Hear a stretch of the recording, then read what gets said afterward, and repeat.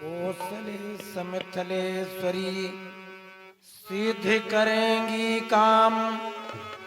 वाणी वर्णन के प्रथम बोलो सियापति राम।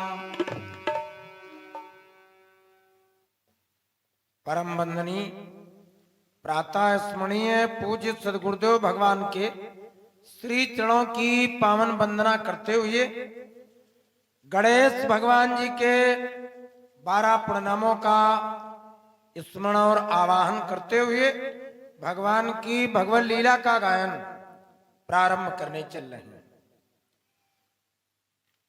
जितने धर्मानुरागी प्रेमी जन, धर्म प्राण श्रोता भक्तजन धर्म पंडाल में हैं, तो सभी की अंतरात्मा में विराजमान नारायण को बार बार प्रणाम।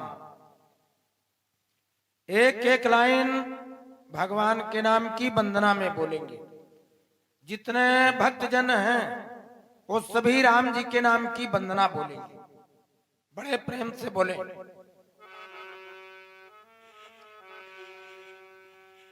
जय हो सिया राम सीताराम जी हमारे। जय हो सिया राम सीताराम जी हमारे।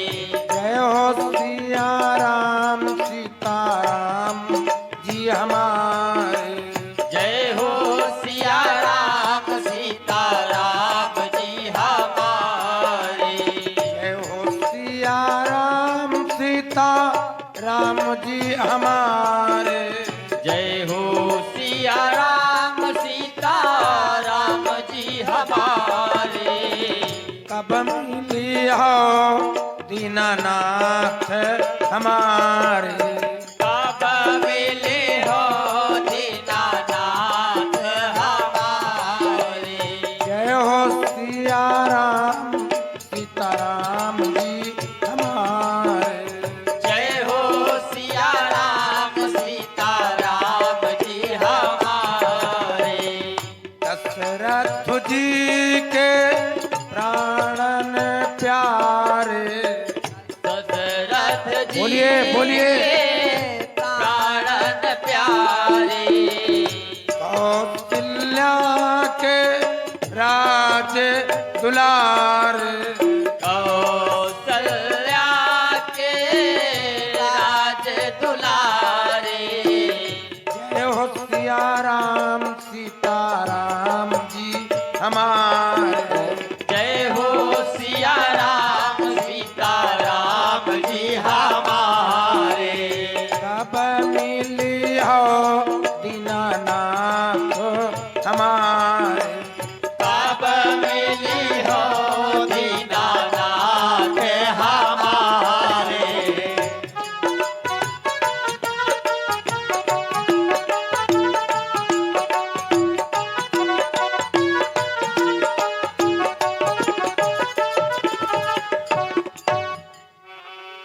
प्रेम से बोलिए सियापति रामचंद्र भगवान की जय।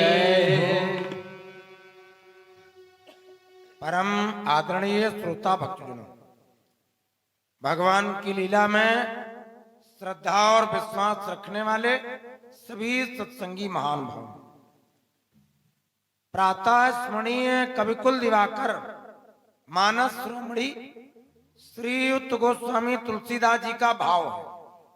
गोस्वामी जी वर्णन करते हैं, तुलसीदास महाराज जी का भाव देखिए। कर्म प्रधान विश्व करी राखा।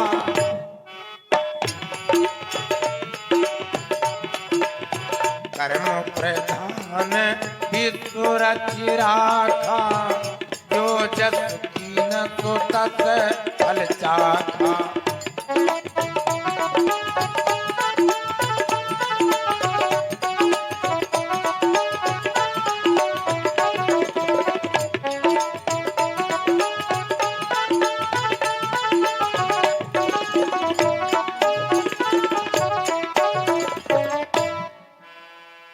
तुलसीदास जी वर्णन करते हैं कि कर्म प्रधान विश्व करी राखा।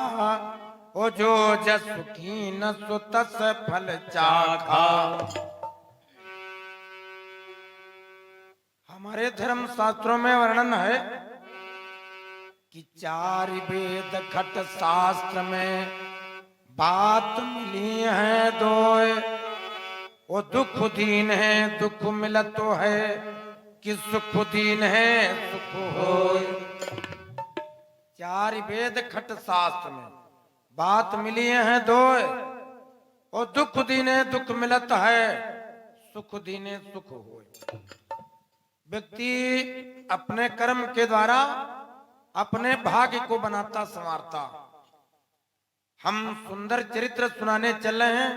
आप प्रेमी लोग बड़े विचार पूर्वक लीला में मन लगाएंगे। कौशलपुर के निकट था मुनि वशिष्ठ का वास। और एक बार बस वृंद मिली पहुंचे उनके पास। एक बार की बात,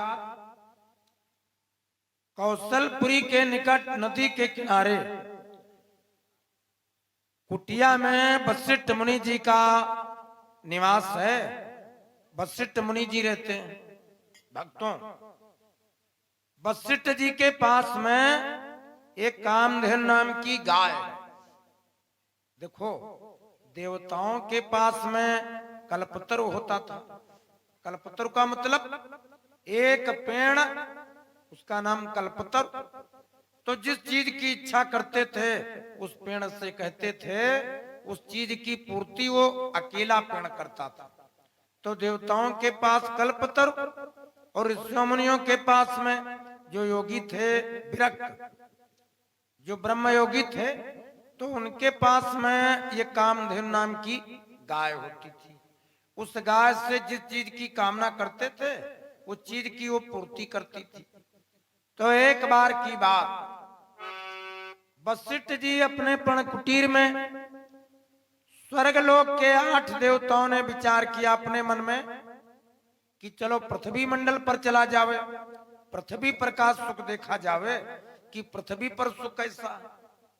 भक्तों,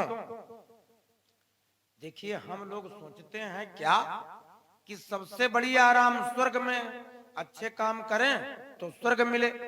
लेकिन वास्तव में अगर देखा जाए तो सबसे बड़ी आराम यहाँ बबुरिया ग्राम में, इससे बड़ी आराम कहीं नहीं। चाहे रेलगाड़ी से सफर करो और चाहे मोटरसाइकिल से जाओ, चाहे अपने 4 व्हीलर से जाओ, चाहे एरोप्लेन की यात्रा करो, चाहे जहाज वो स्टीमर होता, जलपोत, नदी में चाहे तैरो, और चाहे दूध खाओ, और चाहे सेब खाओ, और चाहे संतरा खाओ, केला खाओ, मौसमी खाओ, चिरौंजी, बादाम, पिस्ता, अखरोट, नारियल, ये सबका स्वाद यहाँ ले सकते हो।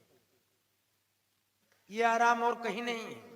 लेकिन हम लोग सोचते ये हैं कि सबसे बड़ी आराम स्वर्ग में, और ये स्वर्ग के देवता सोचते हैं कि सबसे बड़ी आराम बबुरिया में। देवताओं की पूजा में बतासा क्यों चढ़ते हैं? देवताओं के ऊपर सेब क्यों चढ़ते हैं? केला क्यों चढ़ते हैं? इनकी पूजा में दूध क्यों लगता? इनकी पूजा में धान, गेहूं, जौ क्यों लगता? हम बता दें आपको, जितनी चीजें धरती पर हैं ये चीजें स्वर्गलोक में नहीं। अब स्वर्गलोक में न जमीन है, न वहां गमला, न पेड़, न फूल, तो इसलिए देवताओं के ऊपर फूल चढ़ते हैं। देवता फूल के भूखे। अब जब वहां भूसा नहीं, चारा नहीं, न खूंटा गाड़ा जा सकता, न गाय न भैंस, तब देवताओं के पास दूध नहीं, तो इसलिए देवताओं के ऊपर दूध चढ़ता। ना वहां गन्ना, ना वहां चीनी मिल, ना वहां हलवाई, न बतासा, इसलिए देवताओं की पूजा में बतासा लगते हैं। ना वहां पेड़, ना वहां केला, न सेब, न संतरा, ना वहां धान, न गेहूं। तो जितनी चीजें धरती पर हैं इतनी चीजें किसी लोक में नहीं। इसलिए देवता मनुष्य शरीर के लिए तरसते हैं। कहा गया है बड़े भागी मानुष तन पावा, बड़े भागी से तनु पावा, बड़े भाग्य मानुष तनु पावा, बड़े भाग्य मानुष तनु पावा, बड़े भाग्य मानुष तनु पावा, दुर्लभ सद ग्रंथन गावा, दुर्लभ सद ग्रंथन गावा, दुर्लभ सद ग्रंथन गावा, दुर्लभ सद ग्रंथन गावा, बड़े भागी मानुष तन पावा, उसुर दुर्लभ सद ग्रंथन गावा, और नर तन सम नहीं कवन्यु दे। मनुष्य के शरीर के समान और कोई तन नहीं। हम ये कथा सुन रहे हैं, कुत्ता नहीं सुन सकता। हम सुन रहे हैं बैल और ये भैंस, गाय, ऊंट, जंगल का राजा शेर, ये सब कुछ कर सकता है, लेकिन भगवान की भक्ति नहीं कर सकता। भगवान की चर्चा सुनने में असमर्थ, सत्संग करने में असमर्थ है।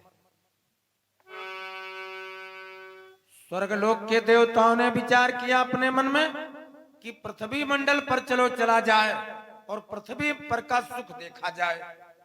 तो आपस में मंत्रणा की, विचार किया।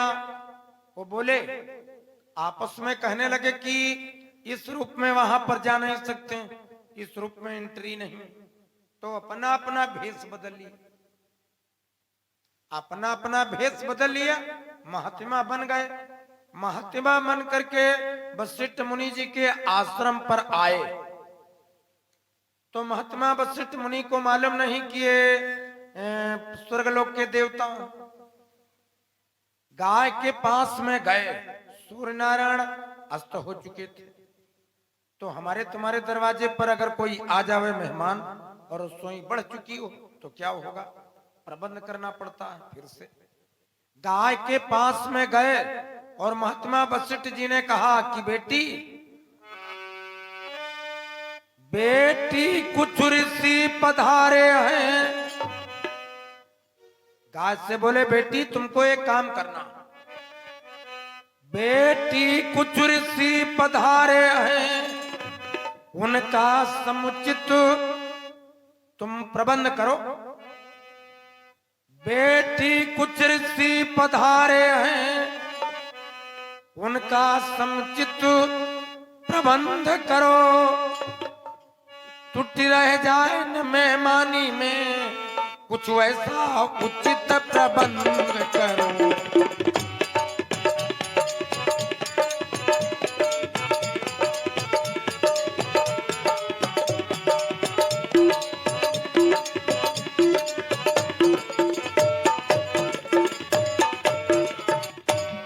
बोले, महात्मा लोगों का पदार्पण हुआ है, महात्मा लोगों का आगमन हुआ है, तुम एक काम करो, उनकी सेवा करनी। तो आज्ञा पाते ही सुरभि ने भर दी कुटीर सुविधाओं से।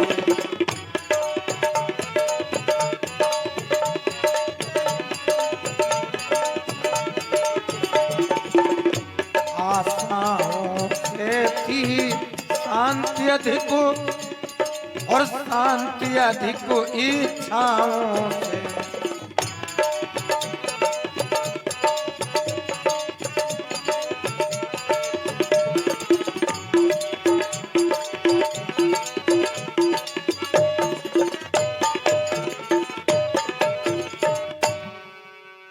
गाय ने कौन काम किया? अपनी माया के द्वारा, अपनी योग शक्ति के द्वारा कुटिया पर तमाम फलों का प्रबंध कर दिया। जब वशिष्ठ महाराज जी कुटी के अंदर गए तो देखते क्या है कि एक पात्र में खाने को देने के लिए फलों का प्रबंध और दूसरे पात्र में उनको पीने को देने के लिए दूध का प्रबंध कर दिया। वशिष्ठ जी बड़े प्रसन्न हुए, महात्मा लोगों के लिए पत्तल लगा दिए और फल परोस दिए। उनके कमंडल में दूध दे दिया। कहा आप लोग फल ग्रहण करो और दूध पान करो। तो जो मुनि थे, महात्मा लोग, वो जो ऋषि थे 8, उन सब लोगों ने फलों का भक्षण किया और दूध पान किया। दूध पान करके वो अशोक के पेड़ थे, उन पेड़ों के नीचे चटाई लगा दी और बोले सुनो, अब तुम लोग आराम करो, तुम लोग आराम करो और सवेरे के समय में कुछ सत्संग होगा और कुछ बातें होंगी, वार्ता होगी। वशिष्ठ जी कुटिया के अंदर चले गए। अब महात्मा लोगों ने जब गाय की करनी को देखा तो अपने मन में विचार करने लगे, वाह, जंगल में रहने वाला ये अकेला महात्मा और इसके पास में इतनी कीमती ये चीज, ये कामधेन नाम की गाय, अगर ये गाय कहीं हम लोगों को मिल जाए तो स्वर्गलोक में जिस चीज की जरूरत पड़े उस चीज की इच्छा पूर्ति हो जाए, इस गाय से कह दिया करेंगे। तो इन लोगों को नींद ना आई, ये लेटे रहे लेकिन आपस में वार्ता करते रहे, इनको नींद ना आई।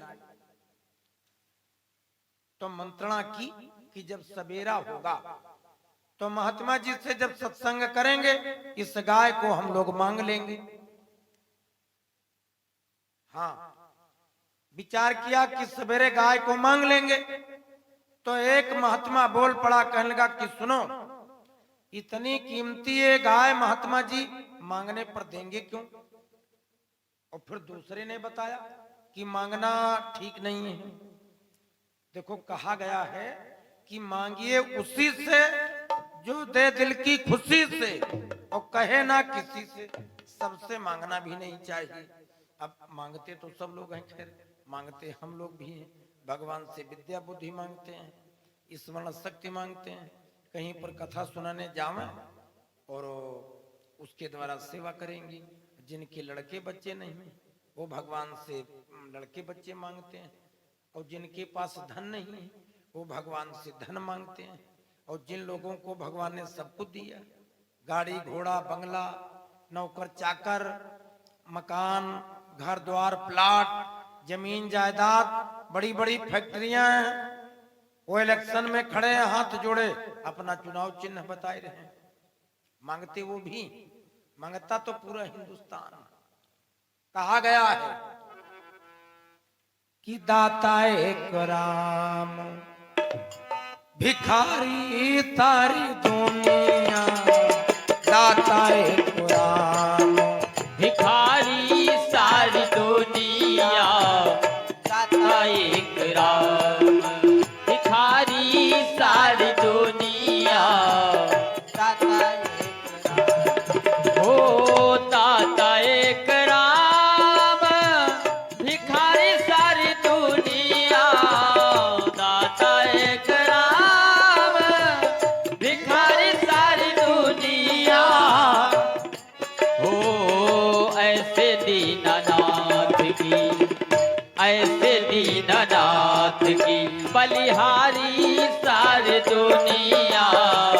ऐसे दीनानाथ की।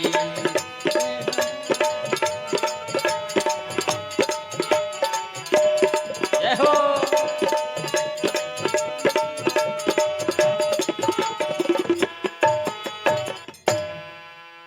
दाता एक राम, भिखारी सारी दुनिया। अब बहुत लोगों की स्थिति क्या है, वो जल्दी मांगते नहीं हैं और मांगने में बड़ा संकोच करते हैं। लेकिन कुछ लोगों की तो मांगने वाली आदत पड़ गई है। हाँ, उनकी आदत ये पड़ी है कि घर में उनके साइकिलें भी हैं 2-3 और इंजन वाली ट्राली है, उसमें 2 पहिया है, हवा भरनी है। तो 20 रुपए की बीड़ी पियेंगे, पान पुड़िया खाएंगे डेली, लेकिन 150 रुपए की पंप नहीं खरीदेंगे। वो पड़ोसी की मांग मांग करके काम चलाते हैं, भैया राम सागर तनी पंप लाओ। तो बेचारे देते देते वो भी परेशान हो गए। बिना कनेक्शन वाली, बिना वारसल के खंभा के पास में खड़ी है, कहते उठा ले। तो कहां तक उसमें कनेक्शन बदलावे, कहां तक उसमें वारसल डलवावे। अब उनकी आदत पड़ी है, खरीदेंगे है नहीं। हाँ, कुछ लोगों की मांगने की आदत आदत आदमी की बड़ी खराब। हम तो देखते हैं 20-30 रुपया की बीड़ी पीते हैं और पान पुड़िया खाते हैं, लेकिन जब वो मूंगफली वाले ठेला पर गए तो पहले तो झपट करके एक मुट्ठी उठाई और फोड़ने लगे, कहे लगा का भाव है? तो उन्होंने भाव बताया, अब फूंक फूंक रगड़ रगड़ चबाए रखा, सही लगाएंगे। हमारी साथियों तो कहे पूरा ठेला ले जाओ। हाँ, अब हम गर्मी में देखते हैं कि बेचारा वो बार बार वो तुरई का ढेर लगाए और बार बार पानी छिड़क रहा। हरी महीन ले जा 20 रुपया किलो और उनको 1 रुपया वो महंगा पड़ रहा है। तो जाएंगे बीच वाली तुरई पकड़ करके घसीट लेंगे और पूरा ढेर उलट जाएगा और उससे कहते सही लगाएंगे। अरे भाई का सही लगाएंगे? हाँ, तो आदत है, आदत। अब ये आदत भी बड़ी विचित्र है। व्यक्ति को जहां पर पैसा देना चाहिए, जहां पैसा लगाना चाहिए वहां लगाएगा नहीं, और जहां नहीं लगाना है वहां बहुत ज्यादा लगा देता। जैसे जूता चप्पल लेने गए तो दिखाया 300-400 रुपए का, तो बोले इससे महंगा नहीं है, तो कहा है। ये कितने का? बोले 1200 का। और कहने लगे इससे महंगा, तो तब लाया 2500 का, 3000 का रेड चीप का। बोले हाँ ये पैक कर दो, ये ठीक है। तो जूता तो लिया 2500 का, लेकिन जब किराना स्टोर पर गए दाल खरीदने तब बोले दाल कितने में है? बोले 100 रुपया किलो। कहने लगे सस्ती वाली नहीं है, ये कितने में? बोले 80 में। कहा महंगी है। तो दुकान के बाहर नाली के पास एक बोरी रखी होती, कहा ये कितने में? कहा 70 मिल जाएगी। तो बोले 5 किलो तौल दियो। तो 5 किलो पेट का बोझ है, जिससे बुद्धि बननी, वो लेंगे 70 रुपया वाली। वो महंगी खाने वाली चीज सस्ती, शौकीनी की चीज महंगी।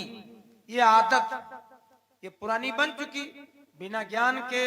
अब कैसे मोक्ष हो कल्याण?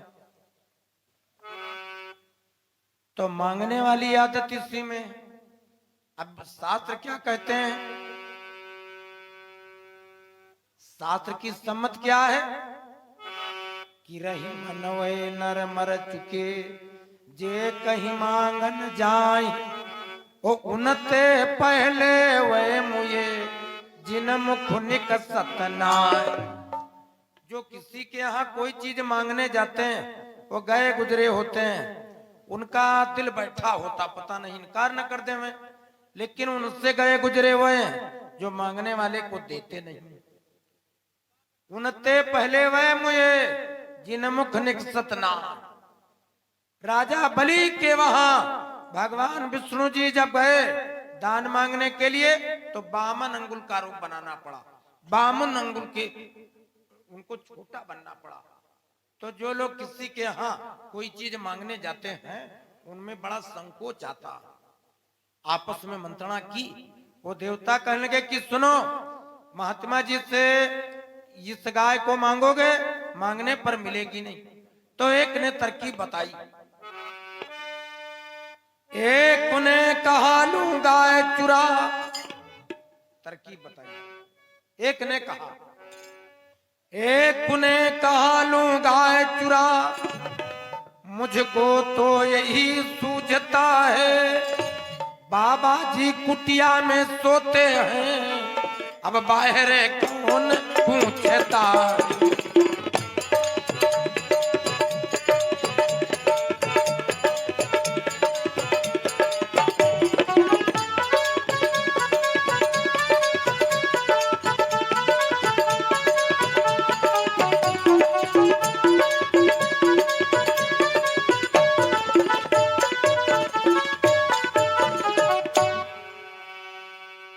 कोई देखने वाला नहीं है।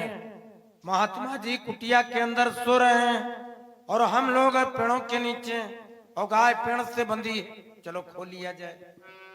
बसों ने यह सोच कर ली वह गाय चुराए, वो बिना मिले ही चल पड़े पापी अवसर पाए। उस गाय की चोरी कर ली और चल पड़े। जब बड़ी दूर निकल गए, बड़ी दूर निकल गए, सवेरा हुआ। महात्मा जी के जब नेत्र खुले, द्वार पर आए तो पेड़ के नीचे गाय नहीं बंधी। अरे वशिष्ठ जी विचार करने लगे कि ये गई कहां को, इधर उधर को देखा, लेकिन अशोक के पेड़ के नीचे जब दृष्टि गई तो चटैया सब सूनी पड़ी और महात्मा लोगों का आता पता नहीं। अरे गजब हुआ।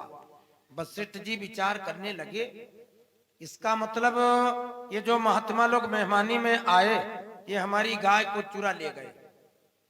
महात्मा लोगों की ये करनी ना, महात्मा नहीं हो सकते हैं, महात्मा लोगों का ये चरित्र नहीं है। कहा गया कि संत हृदय नवनीत समान, वो कहा कभिनु पर कहे न जान।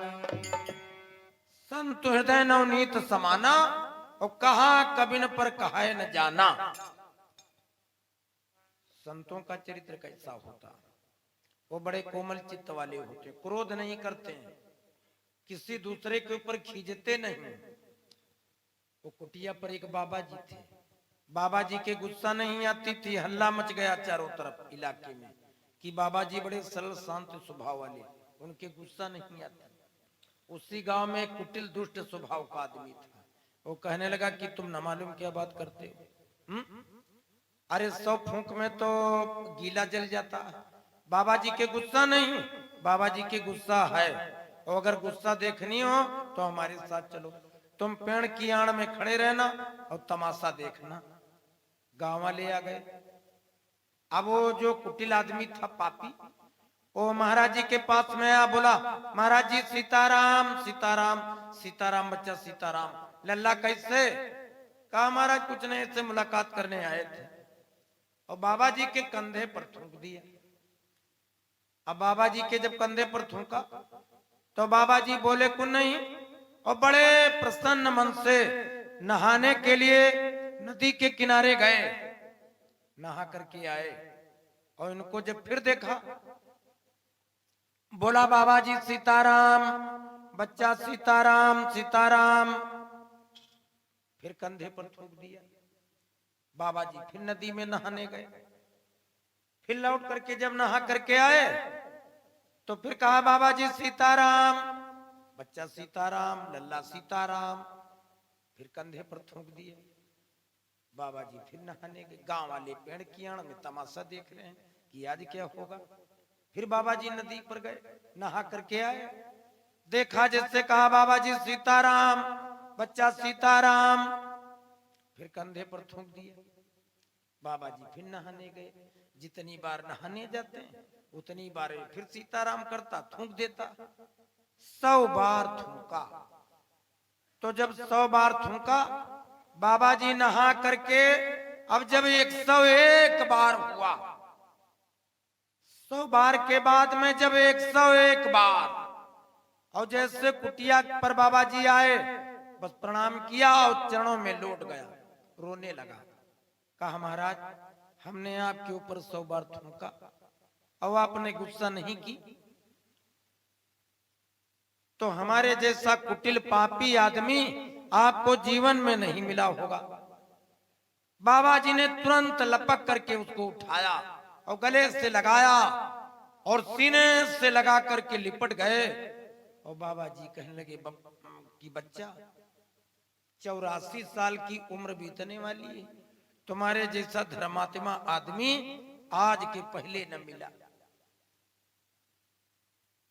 तो गांव वाले सब निकल करके आए, कहने लगे महाराज जी इसने आपके ऊपर 100 बार थूका और आप इसको धर्मात्मा बोलते हो। तो बाबा जी हंसे। बाबा जी कहने लगे कि सुनो बच्चा, रोज नदी में 1 बार नहाते थे, लेकिन इस भैया के मिल जाने से आज हमने 101 बार गंगा नहाया। तो बताओ ये फल हम ही को तो मिला, अगर ये ना मिलते तो एक दिन में 101 बार गंगा कहाँ नहा पाते। 1 बार गंगा में नहाओ तो तमाम फल। और इस भैया की वजह से 101 डुबकी हमने लगाई। तो बताओ, ऐसा धर्मात्मा हमको आज तक तो नहीं मिला। तो गांव वाले सब अचंभे में पड़ गए और उनके बाद मुझसे निकल गई कि संत हृदय नवनीत समाना। वशिष्ठ महाराज जी ने विचार किया, ये महात्मा लोग अगर होते तो महात्मा लोगों का एक कृत्य नहीं, महात्मा लोग एक चोरी वाला काम नहीं करते। अच्छा, एक बात को याद रखना सदैव, पूछो क्या? बातें बहुत हैं लेकिन कुछ बातें बड़ी आवश्यक है। आवश्यक क्या है? व्यक्ति चोरी कर लेते हैं, चोरी, चोर, और सब आदमी ईमानदार है। आदमी जब कहीं आग जलाए ताप रहे हो 10-5, तो सब कहते हैं कि भाई ईमान, हमको बेईमानी नहीं पसंद है। और कोई कहता हमको झूठ नहीं पसंद है। लेकिन उसी जगह तुम 20 रुपया की नोट डाल दो और 15 मिनट के बाद आओ, नोट गायब। और ईमानदार सब। तो बहुत लोग चोरी करते हैं, चोरी। और चोरी के लिए कहा गया है कि मुश्किल में जिंदगी बिता लो, परेशानी ऊपर झेल लो, कष्ट कर समय व्यतीत कर लो, लेकिन दूसरे की सामान की चोरी नहीं करनी चाहिए। महिलाएं अपने घर में चोरी कर लेती हैं, देवरानी जिठानी हो 3-4, तो पता चला चम्मच कटोरी गायब। और जब मेहमान रिश्तेदार आया तो जब देखा तो कहने लगे ये तो कटोरी हमारी है। तब गुस्सा में बोली कि काहे यही कटोरी है, और इस कटोरी को बना करके फैक्ट्री रद्द हुई। और जब की है चोरी की। तो ये कोई कोई काम करते हैं, चारा चोर गांव में ज्यादा है। कोई कोई को देखा कि वो हथौड़ी, कुल्हाड़ी, कुदाल, बेलचा, फावड़ा वो बाजार से लाते नहीं हैं, और उनके घर में पुरान तमाम है, सब चोरन वाले आए। वो जो हमारे गांव मुन्नू लाल के इमाम दस्ता नहीं मिल रहा, और पहले उसी में सब दवा गांव की कूटते थे। अब पता नहीं किसने चुरा लिया, और न कूटे न कूटे दिए। अब जो कूटे तो खन्न खन्न हो तो पता चल जाए, तो कूटता भी नहीं है और इमाम दस्ता पता नहीं। हाँ, मुन्नू लाल का इमाम दस्ता गाया। मोहल्ले पर के रामचंद्र भैया ने गेहूं खेत में कटवाए, और ठेलिया से गेहूं घर को रखने चले आए, और उधर भूसा बांधे वाले आए पीछे। तो रास्ते में लड़का मिला, कहने का पापा ठेलिया लाओ हम ले चले। तो दे दिया, वो आधे रास्ते से लौट पड़े। तो देखा कि यहाँ भूसा बांधा जा रहा। तो रामचंद्र भैया दूर से खड़े हुए, कहा लाग जरूरत भैया हम है। तब बेचारे लिए सफड़ा ठाड़ मुस्किया, कहने लगे कि एक पल्ली लेना। हाँ, अब ये आदमी चोरी वाला काम करता। मुश्किल में जिंदगी गुजार लो, परेशानी में गुजार लो, लेकिन चोरी वाला काम ठीक नहीं। ना पैसे की और ना किसी और चीज की। महात्मा लोगों ने चोरी वाला काम किया तो वशिष्ठ महाराज जी को बड़ा दुख हुआ। वशिष्ठ महाराज जी ने अपने तप बल के द्वारा ज्ञात किया कि तप बल मुनि पर ध्यान लगावा।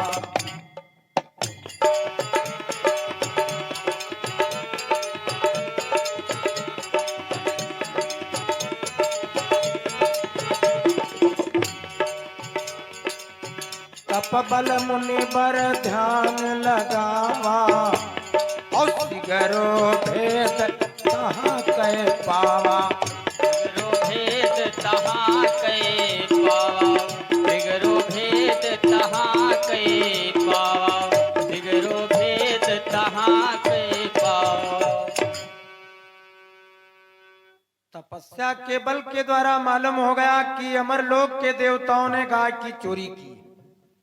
तो वशिष्ठ जी को दुख हुआ कि पृथ्वी मंडल पर का अगर कोई व्यक्ति ये चोरी वाला काम करता तो पृथ्वी पर के लोग ये चोरी वाला काम करते हैं। और ये स्वर्गलोक के देवता, इनका काम है देने का, देवताओं का काम है देने का, लेकिन इन लोगों ने चोरी वाला काम किया। तो वशिष्ठ जी को दुख हुआ। वशिष्ठ जी मारे क्रोध में बोल पड़े। वशिष्ठ जी ने श्राप दे दिया कि अमर लोक के गर्भीले देवताओं, हमारा ये श्राप, क्या बोले कि वो अमर लोक के गर्भीलो अपनी करनी का फल पाओ, जो चोरी वाला कृत्य किया पृथ्वी पर मनुष्य का तन पाओ।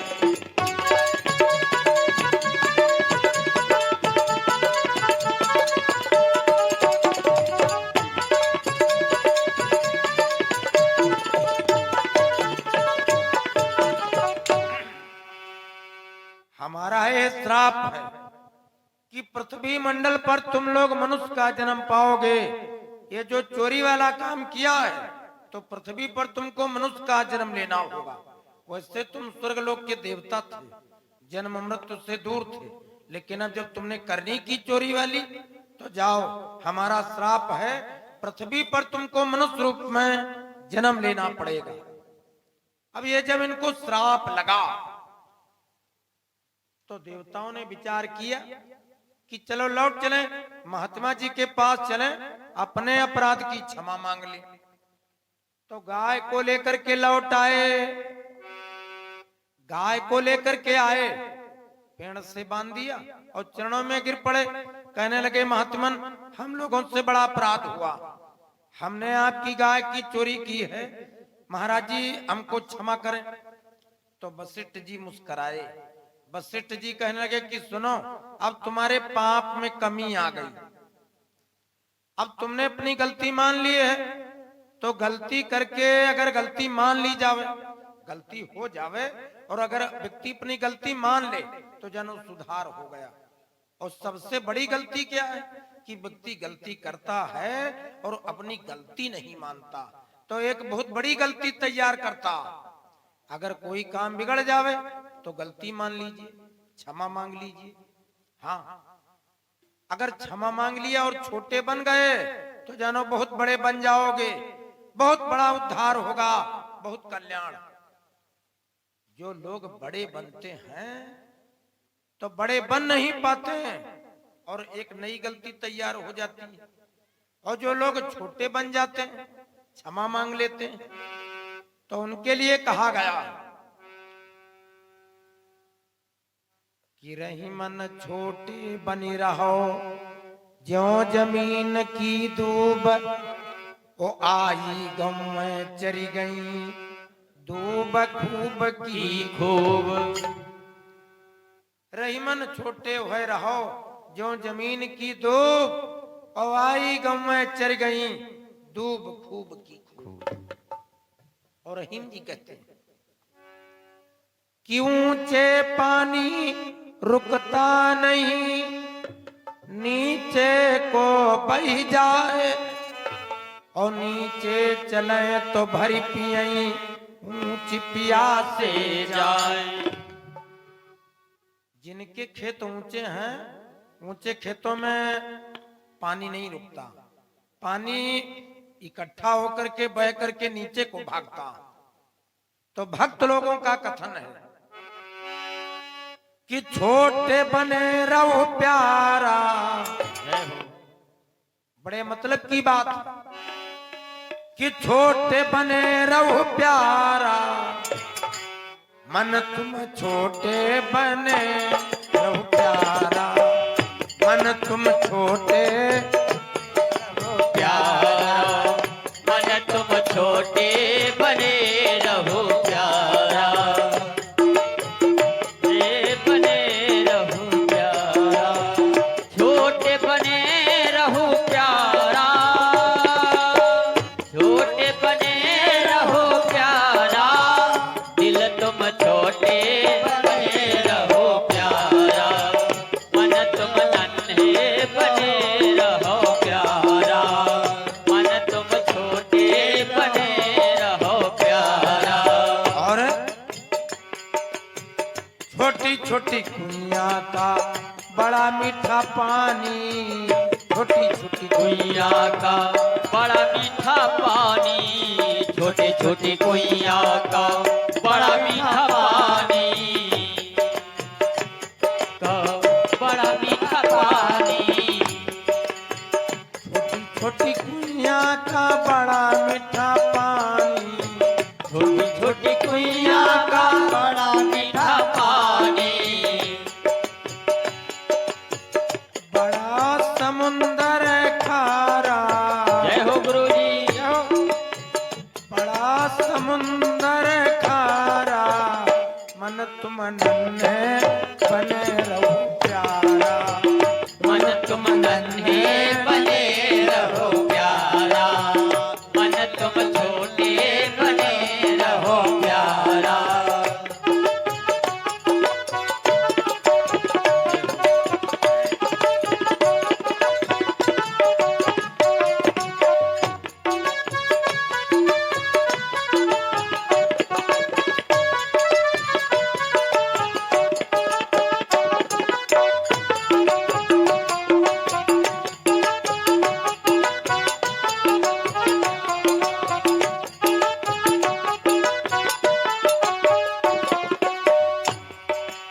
और देखिए छोटी छोटी नौका का दरिया में देखो, छोटी छोटी नविका का नदिया में देखो, छोटी छोटी नविका का नदिया में देखो, करती पथि कुदल पारा, करती पथि कुदल पारा, मन तुम छोटे बने रहो प्यारा, मन तुम छोटे बने रहो प्यारा, मन तुम छोटे बने रहो प्यारा, मन तुम छोटे बने रहो प्यारा, ओ छोटे बने रहो प्यारा, छोटे बने रहो प्यारा, दिल तुम मन तुम छोटे बने रहो प्यारा, मन तुम छोटे बने रहो प्यारा। और देखिए छोटे छोटे दीपक की पूजा होती है, छोटे छोटे दीपक की पूजा होती है, छोटे छोटे दीपक की पूजा होती है, दूर करती अंधियारा,